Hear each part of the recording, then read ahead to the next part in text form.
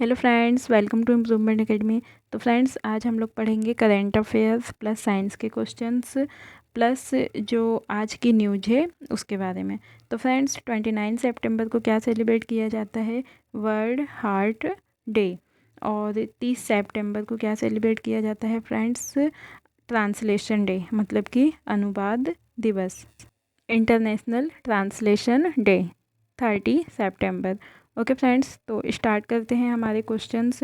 हमारा पहला क्वेश्चन है, पहला खेलो इंडिया नेशनल रैंकिंग महिला तीरंदाजी टूर्नामेंट कहाँ आयोजित किया गया था? तो फ्रेंड्स, ये जो है जमशेदपुर में आयोजित किया गया था। और भारत के मैप में जमशेदपुर कहाँ आता है फ्रेंड्स? झारखंड में। झारखंड के बारे में कुछ फैक्ट देखते हैं, जैसे कि झारखंड की राजधानी क्या है फ्रेंड्स? रांची। और जो महेंद्र सिंह धोनी है वो कहाँ से बिलोंग करते हैं फ्रेंड्स? रांची से। तो झारखंड की कैपिटल क्या है? रांची। अब हम झारखंड के बारे में कुछ अदर फैक्ट देखते हैं फ्रेंड्स, जैसे कि जमशेदपुर का पुराना नाम क्या था? जमशेदपुर का पुराना नाम था फ्रेंड्स साकची। वर्ष 1919 में साकची का नाम जमशेदपुर तथा काली माटी स्टेशन का नया नामकरण टाटानगर हुआ था। ओके फ्रेंड्स, झारखंड की सबसे बड़ी नदी कौन सी है? तो दामोदर नदी। लेकिन अगर ये क्वेश्चन पूछा जाए कि फ्रेंड्स जमशेदपुर में कौन सी नदी बहती है, तो स्वर्ण रेखा नदी। और ये जो दामोदर नदी है, ये इसकी लोकेशन क्या है?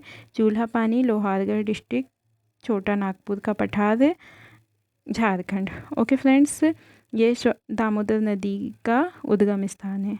ओके, सेकंड क्वेश्चन देखते हैं फ्रेंड्स। सेकंड क्वेश्चन है, जंगली जानवरों को कानूनी अधिकार देने वाला पहला देश कौन सा बना है? तो जंगली जानवरों को कानूनी अधिकार देने वाला जो पहला देश बना है उसका आंसर है इक्वाडोर। और इक्वाडोर कहाँ पर है फ्रेंड्स? दक्षिण अमेरिका में इक्वाडोर। नेक्स्ट क्वेश्चन है, सियाचिन दिवस कब मनाया गया? When was Siachen day celebrated? तो सियाचिन डे मनाया गया फ्रेंड्स अप्रैल में, और 13 अप्रैल को सियाचिन दिवस मनाया जाता है। और सियाचिन जो है हमारे भारत और पाकिस्तान की बॉर्डर में है। अगला क्वेश्चन, IISc बेंगलुरु के विशेषज्ञों ने किस नदी में मछलियों में माइक्रोप्लास्टिक की खोज की है? तो इसका आंसर है फ्रेंड्स कावेरी नदी में। कावेरी नदी कहाँ पर बहती है फ्रेंड्स, और कावेरी नदी का उद्गम स्थान कहाँ पे है, इसे देखते हैं। तो फ्रेंड्स, कावेरी नदी निकलती है कर्नाटक के कुर्ग जिले से। इसे याद करने की ट्रिक है के। कर्नाटक के कुर्ग जिले से कावेरी नदी निकलती है और कहाँ जाकर समाप्त होती है? बंगाल की खाड़ी में। Okay friends, next question, IPL में सबसे तेज 100 छक्के लगाने वाले पहले भारतीय खिलाड़ी कौन बने हैं? तो इसका आंसर है विराट कोहली। सबसे तेज छक्के लगाने वाले खिलाड़ी बोलेगा तो विराट कोहली बने हैं। नेक्स्ट क्वेश्चन है फिजिक्स से संबंधित। फिजिक्स के बहुत सारे जो फॉर्मूले हैं, क्योंकि जो रेलवे के एग्ज़ाम है उसमें जो थ्योरम डेरिवेशन वाले क्वेश्चन आते हैं वो सूत्रों से रिलेटेड ही होते हैं। तो फ्रेंड्स, स्टार्ट करते हैं हमारे कुछ फार्मूले जो GNT PNST सभी के लिए बहुत इंपॉर्टेंट है फ्रेंड्स। सबसे पहला है work. Work equal to force into distance. Hindi में बोलेंगे कार्य बराबर बल इंटू दूरी, या कभी कभी बल इंटू विस्थापन भी आ जाता है। विस्थापन जो होता है फ्रेंड्स किसे कहते हैं?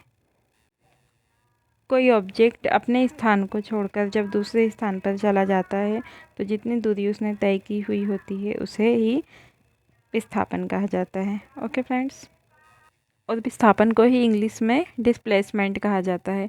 ओके फ्रेंड्स, सेकंड है एनर्जी का formula. Energy equal to force into distance, मतलब ऊर्जा बराबर बल इंटू दूरी। कार्य और ऊर्जा के फॉर्मूले सेम सेम होते हैं फ्रेंड्स। क्वेश्चन जब हम लोग सॉल्व करते हैं तो क्वेश्चन के अकॉर्डिंग फार्मूले अप्लाई करते हैं। थर्ड है चाल। चाल बराबर दूरी बटे समय, और बेग का फार्मूला भी यही होता है फ्रेंड्स। लेकिन दोनों में अंतर ये है कि जब हम बेग निकालते हैं तो उसमें जो दूरी होती है वो विस्थापन वाली दूरी होती है। ओके फ्रेंड्स, तो बेग का फॉर्मूला हो जाएगा विस्थापन बटे समय, और बेग को इंग्लिश में वेलोसिटी बोलते हैं और विस्थापन को डिस्प्लेसमेंट बोलते हैं। ओके फ्रेंड्स, पांचवा फॉर्मूला है इलेक्ट्रिक फील्ड का, जिसे विद्युत क्षेत्र बोलते हैं। तो विद्युत क्षेत्र का फॉर्मूला होता है विद्युत बल बटे आवेश। और विद्युत क्षेत्र क्या होता है फ्रेंड्स, जहाँ तक विद्युत का अनुभव किया जा सकता है, जितना क्षेत्र कवर होता है उतने पूरे एरिया को विद्युत क्षेत्र कहा जाता है। और इसका फॉर्मूला होता है विद्युत बल बटे आवेश। ऐसे ही एक विभव भी होता है फ्रेंड्स इसमें, तो विभव का फॉर्मूला क्या होता है, कार्य बटे आवेश। और विद्युत विभव का मात्रक क्या बनेगा यहाँ से, जूल प्रति कूलॉम। जूल हो गया कार्य का मात्रक और कूलॉम हो गया आवेश का मात्रक। तो विद्युत विभव का फॉर्मूला बना W/Q0 और जो इसका मात्रक है जूल प्रति कूलॉम उसे ही वोल्ट कहा जाता है। ओके फ्रेंड्स, तो ये था विद्युत विभव। इसकी डेफिनेशन क्या होती है, एकांक धनावेश को विद्युत क्षेत्र के किसी बिंदु तक लाने में किया गया कार्य विभव कहलाता है। ओके फ्रेंड्स, और इसी के जैसे विद्युत विभवांतर भी होता है। बस विभवांतर में ये अंतर होता है कि एकांक धनावेश को एक बिंदु से दूसरे बिंदु तक ले जाने में किए जाने वाले कार्य को विभवांतर कहते हैं। नेक्स्ट क्वेश्चन देखते हैं फ्रेंड्स, प्रतिबल। प्रतिबल का फॉर्मूला होता है बल बटे क्षेत्रफल। अगर हम इसका मात्रक बनाएंगे तो क्या बनेगा, न्यूटन प्रति मीटर स्क्वायर। न्यूटन बल का मात्रक होता है और क्षेत्रफल के लिए मीटर स्क्वायर। ओके फ्रेंड्स, अब 7वां है volume. Volume equal to length into width into height. आयतन बराबर लंबाई इंटू चौड़ाई इंटू ऊंचाई। इसका मात्रक बनाएंगे तो क्या बनेगा फ्रेंड्स, मीटर का क्यूब या फिर घन मीटर। ओके, अगला है फ्रेंड्स मास डेंसिटी, जिसे द्रव्यमान घनत्व कहते हैं। इसका फॉर्मूला है मास अपॉन वॉल्यूम, मतलब द्रव्यमान बटे आयतन। ओके फ्रेंड्स, इसका मात्रक बनेगा किलोग्राम प्रति घन मीटर। फ्रेंड्स, हमारी इम्प्रूवमेंट एकेडमी की प्ले लिस्ट में, फिजिक्स की प्ले लिस्ट में मात्रक और विमाएँ राशि वाला एक वीडियो बना हुआ है। तो जिस किसी ने भी वीडियो नहीं देखा है तो वो प्लीज़ एक बार जाकर प्लेलिस्ट में मात्रक और विमाएँ कैसे बनाते हैं ये वीडियो देख लीजिए। ओके, अगला है friends acceleration. Acceleration equal to velocity upon time, मतलब त्वरण। एक्सीलरेशन को ही त्वरण बोला जाता है। त्वरण का फॉर्मूला है वेग बटे समय। जो गाड़ियों में हम लोग एक्सीलरेशन देते हैं, मतलब वेग को समय समय पर कम ज़्यादा करते हैं, उसे ही हम त्वरण कहते हैं। ओके फ्रेंड्स, अब अगला है पावर, जिसे शक्ति कहते हैं। इसका फॉर्मूला है कार्य बटे समय। तो फ्रेंड्स, शक्ति वैसे भी हम लोग नॉर्मली बोलते हैं कि हम कम समय में अगर ज़्यादा से ज़्यादा कार्य करते हैं, मतलब शक्ति ज़्यादा है, तो किसी इंजन की शक्ति, मोटर की शक्ति, इसे हम लोग हॉर्स पावर में नापते हैं। और एक हॉर्स पावर बराबर 746 वॉट होता है। एक अश्व शक्ति बराबर 746 वॉट होता है। तो शक्ति का मात्रक क्या होता है फ्रेंड्स, वॉट। ओके, और अश्व शक्ति को ही क्या बोलते हैं फ्रेंड्स, हॉर्स पावर। एक मैट्रिक हॉर्स पावर वह शक्ति है जो 75 किलोग्राम द्रव्यमान को 1 सेकंड में 1 मीटर ऊपर उठाने के लिए आवश्यक होता है। और ये जो द्रव्यमान है, मतलब मास, द्रव्यमान को इंग्लिश में मास बोला जाता है। अब हमारा सेकंड फार्मूला है 11 नंबर का, दाब बराबर बल बटे क्षेत्रफल। इंग्लिश में pressure equal to force upon area. तो दाब किसे कहते हैं, हम कितने एरिया में हम कितना बल लगा रहे हैं, इसे हम डेफिनेशन से समझते हैं फ्रेंड्स। किसी सतह के प्रति इकाई क्षेत्रफल पर लगने वाला लंबवत बल दाब कहलाता है। दाब एक अदिश राशि है। इसका एसआई मात्रक पास्कल अथवा न्यूटन प्रति मीटर स्क्वायर है। मतलब कि दाब अपन अपने शब्दों में समझते हैं कि वस्तु का क्षेत्रफल कितना है और हम उसमें बल कितना लगा रहे हैं, तो इसको ही क्या बोलते हैं, दाब कहते हैं। तो स्पष्ट है कि किसी सतह पर पड़ने वाला दाब उस सतह पर आरोपित लंबवत बल के अनुक्रमानुपाती तथा सतह के क्षेत्रफल के व्युत्क्रमानुपाती होता है। और इसकी भी में सूत्र है M/L−1 T−2। तो फ्रेंड्स, यहाँ पे जो L है वो लेंथ को डिनोट करता है, मतलब लंबाई, और T मतलब टाइम। T यहाँ पे समय के लिए यूज हुआ है। ओके फ्रेंड्स, तो जो क्षेत्रफल है, अगर क्षेत्रफल को कम ज़्यादा करेंगे तो दाब में भी चेंजेस होगा। और ये जो अनुक्रमानुपाती और व्युत्क्रमानुपाती लिखा है फ्रेंड्स, इसका मतलब होता है अनुक्रमानुपाती का कि डायरेक्ट अगर हम जो बल है उसको बढ़ाएंगे तो दाब भी बढ़ेगा। और व्युत्क्रमानुपाती का मतलब होता है अगर हम क्षेत्रफल को कम करेंगे तो दाब बढ़ेगा, और यदि क्षेत्रफल को अधिक करेंगे तो दाब कम होगा। ये होता है अनुक्रमानुपाती और व्युत्क्रमानुपाती में अंतर। ओके फ्रेंड्स, इसे एक बार और देखते हैं। यदि सतह के क्षेत्रफल को अपरिवर्तित रखते हुए बल की मात्रा में वृद्धि एवं कमी की जाए तो सतह पर पड़ने वाले दाब में भी क्रमशः वृद्धि एवं कमी होगी।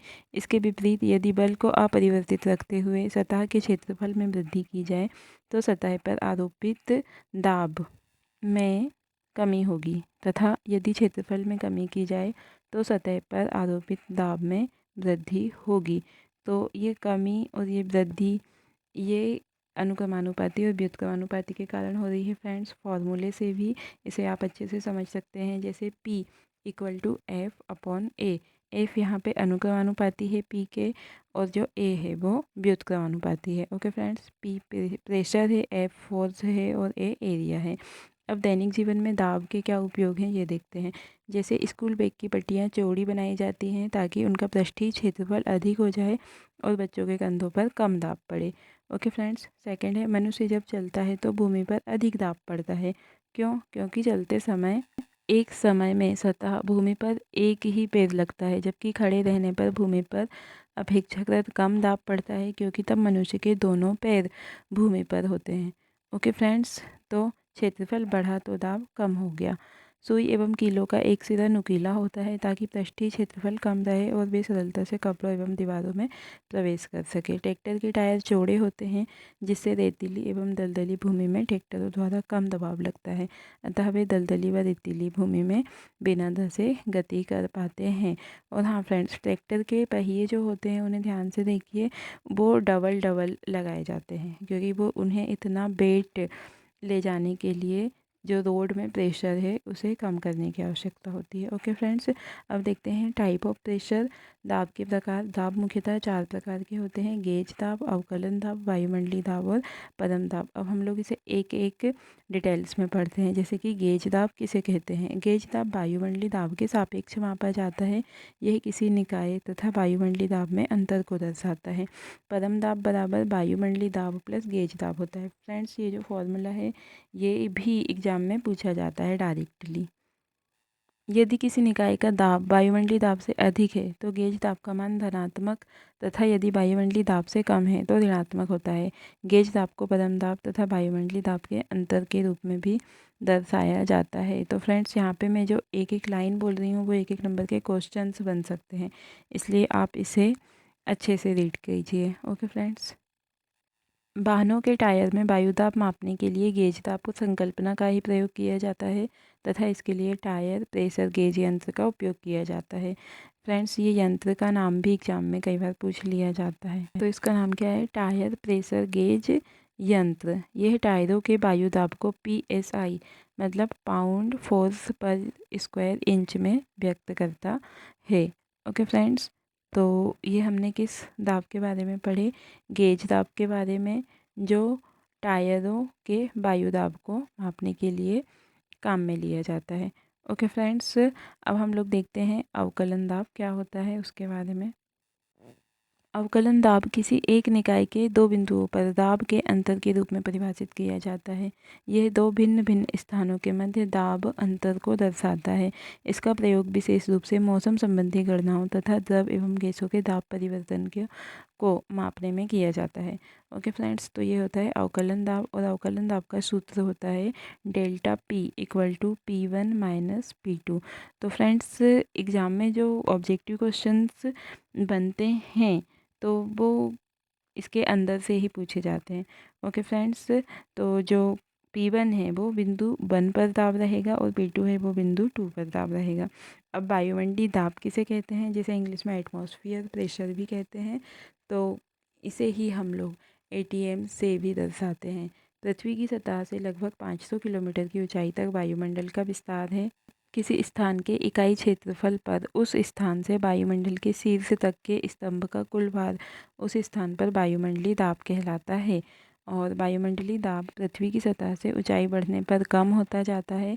यह किसी भी स्थान पर वायु की ऊंचाई के सापेक्ष स्थिर एवं नियत नहीं रहता है, बल्कि मौसम एवं ऋतुओं में परिवर्तन के साथ वायुमंडलीय दाब में भी परिवर्तन होता है। तो फ्रेंड्स, वायुमंडलीय दाब को मापने के लिए किस यंत्र का यूज किया जाता है? बैरोमीटर का। और इसका आविष्कार किसने किया था? टॉरिसिली ने। ओके फ्रेंड्स, तो टॉरिसिली ने जो पारा है, पारा के द्वारा अपना एक यंत्र स्थापित किया था जिसका डायग्राम ये रहा। तो फ्रेंड्स, टॉरिसिली ने एक कांच का बर्तन लिया, उसमें पारा रखा और एक नली उसमें उल्टी करके रखा जिसका मुंह बर्तन की ओर खुला हुआ था। तो फ्रेंड्स, उसने देखा कि वायुमंडल की हवा के द्वारा जो प्रेशर लगाया जा रहा है उसके कारण जो मरकरी है वो नली के ऊपर नली में ऊपर की ओर जा रही है। मतलब पारा जो है ऊपर की ओर जाता है लेकिन ए बिंदु तक जाकर रुक जाता है और उसके बाद निर्वात स्थापित हो जाता है। ओके फ्रेंड्स, निर्वात का मतलब होता है वैक्यूम, जहाँ पे हवा नहीं होती है।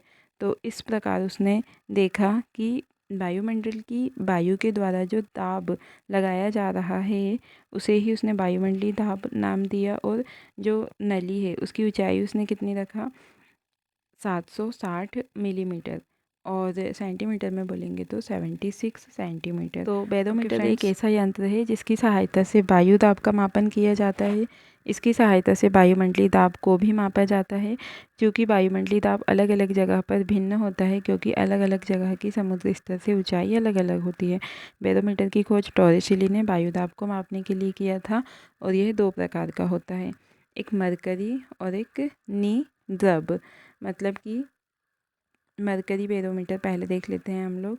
यह बैरोमीटर सबसे सिंपल यंत्र है जो किसी भी जगह पर वायुमंडलीय दाब के मापन के लिए उपयोग किया जाता है। मरकरी बैरोमीटर को टॉरिसिलियन बैरोमीटर भी कहते हैं। इसमें एक कांच की नली होती है जो एक सिरे से खुली होती है। इस नली का दूसरा सिरा बंद होता है। इस कांच की नली में मरकरी भरते हैं और एक दूसरे पात्र में मरकरी भरते हैं। इस मरकरी से भरे पात्र में भरी हुई नली को इस प्रकार डुबोते हैं कि नली का खुला मुंह मरकरी पात्र में रहे। इसे इस प्रकार रखने पर मरकरी का स्तर कुछ नीचे आता है और बिंदु ए पर आकर रुक जाता है, क्योंकि नली के ऊपर कोई वायु उपस्थित नहीं है। इसका अभिप्राय है कि बिंदु ए के ऊपर नली में निर्वात उत्पन्न हो गया है, अतः यहाँ किसी प्रकार का कोई वायु दाब नहीं है। अतः बिंदु ए पर दाब का मान 0 होगा, अर्थात पी ए बराबर 0। बिंदु बी और मरकरी तल पर दाब का मान समान है, अतः जो दाब बी का होगा वही दाब का मान पात्र में रखे मरकरी की सतह पर भी होगा। तो फ्रेंड्स, ये था इसका पूरा डिटेल्स डेफिनेशन।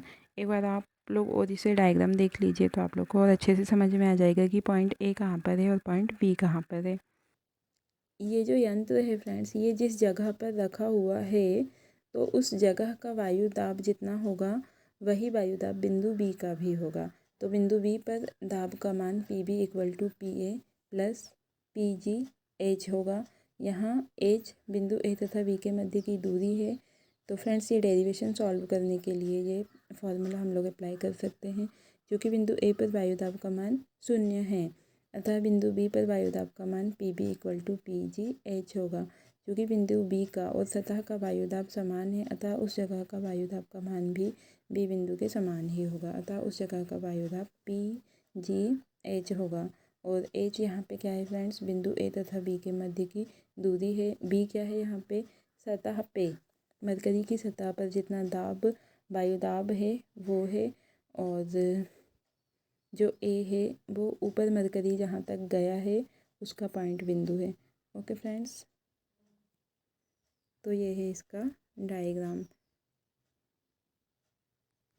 वायुमंडलीय दाब का मापन पारद बैरोमीटर के द्वारा किया जाता है, इसलिए इसे बैरोमीट्रिक दाब भी कहा जाता है। समुद्र तल पर वायुमंडलीय दाब 1.013 इंटू 10⁵ पास्कल होता है, जिसे 1 ATM से व्यक्त किया जाता है। 1 ATM दाब 760 मिलीमीटर पारे के दाब के बराबर होता है। तो फ्रेंड्स, ये हमने देखे बैरोमीटर के बारे में और वायुमंडलीय दाब क्या होता है इसके बारे में। तो ये जो छोटे छोटे क्वेश्चन हैं, जैसे कि 1 ATM दाब क्या होता है और वायुमंडलीय दाब क्या होता है, बैरोमीट्रिक दाब किसे कहते हैं, और जो बैरोमीटर है उसमें किस धातु का यूज किया जाता है, तो पारा का ही यूज क्यों किया जाता है फ्रेंड्स, क्योंकि पारा जो है वो एक तरल धातु है, लिक्विड, तो वो लिक्विड के फ्लो में बहने के कारण ही पारा का यूज किया जाता है। अब देखते हैं परम दाब किसे कहते हैं।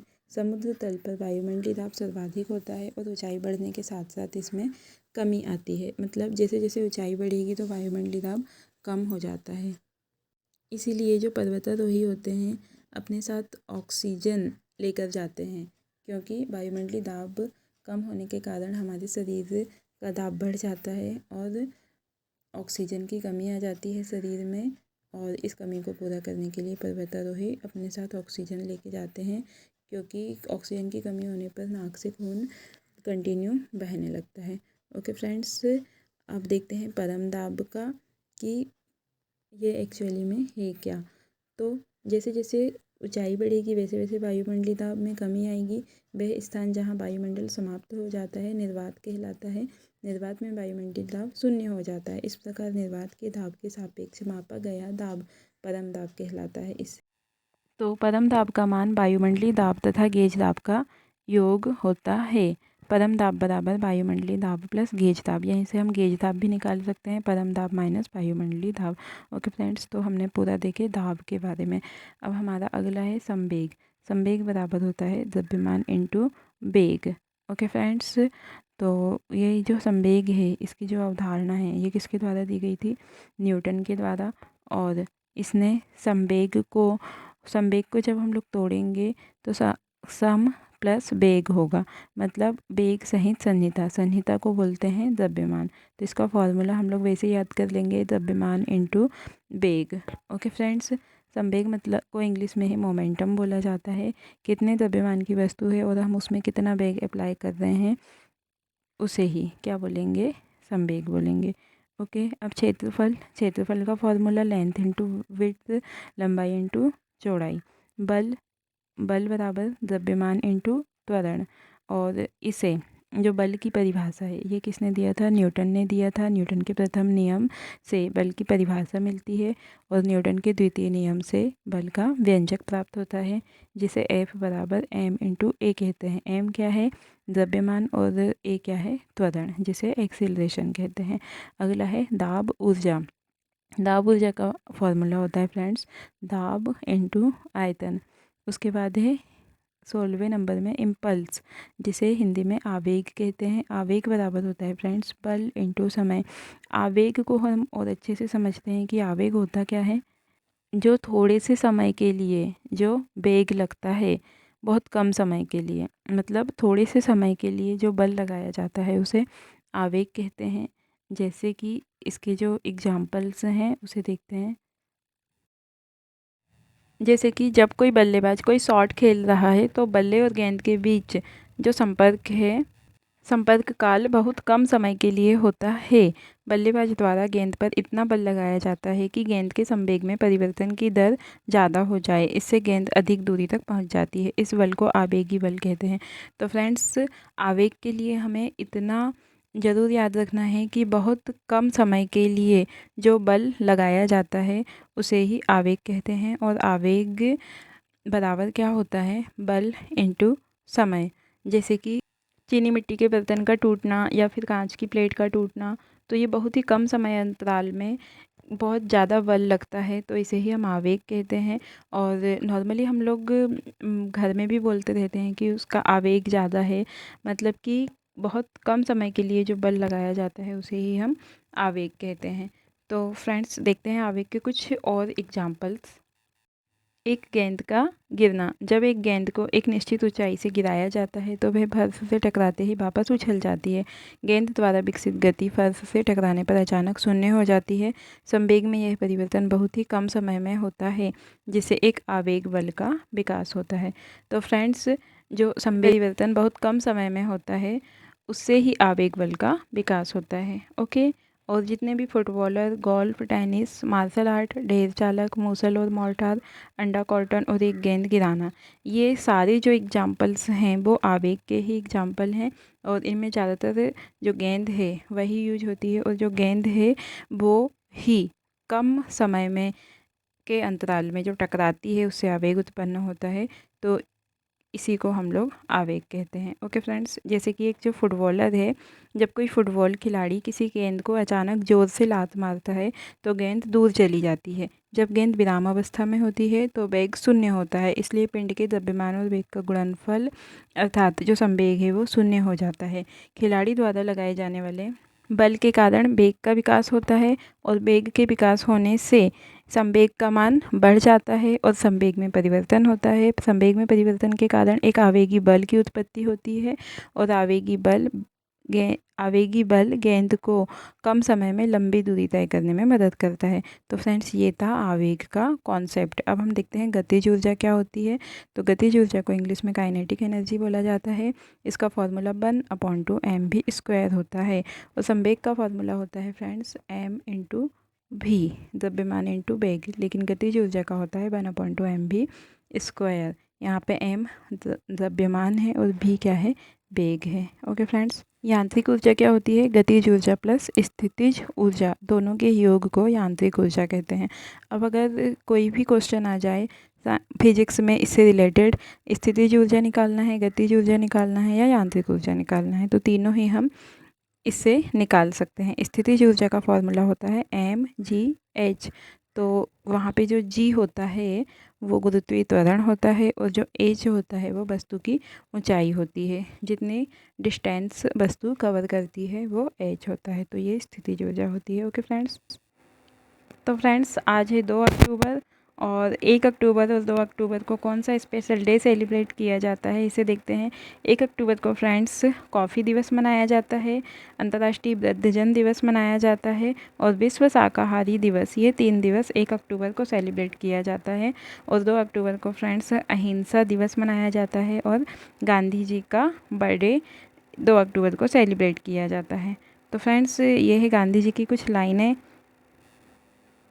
देश का वफादार हूँ पर स्वतंत्रता मुझे मंजूर नहीं, चाहो जो कहना है कह दो, मैंने कहकर नहीं करके दिखलाया है। आज जो स्वतंत्र भूमि मिली है तुम्हें, कईयों ने उसे जान देकर छुड़ाया है। आसान है गलती निकालना, तकलीफ़ों के लिए दोष दे जाना, मैंने अंग्रेज़ों को बाहर फेंका था, तुम कूड़ा तो फेंक कर दिखाओ। हमने स्वतंत्र भारत दिया था, तुम स्वच्छ भारत तो दे जाओ।